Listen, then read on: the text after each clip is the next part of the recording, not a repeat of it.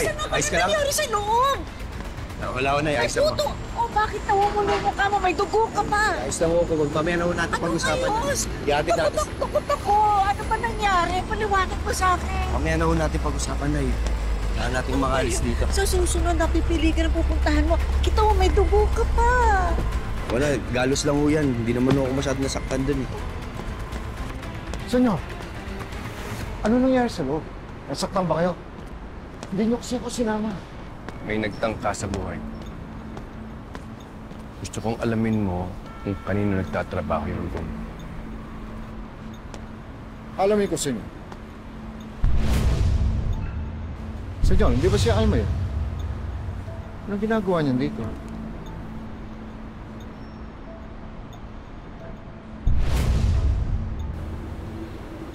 Siya yung lalaki nang ligtas sa akin.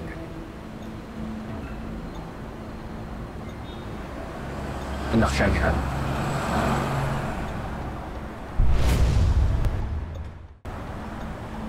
Tawagin niyo ng mga tao. Mabuti pa umalis na tayo bago pa kayo makita ng Alma. Hatid natin sa pwesto mo, Nay. Sige.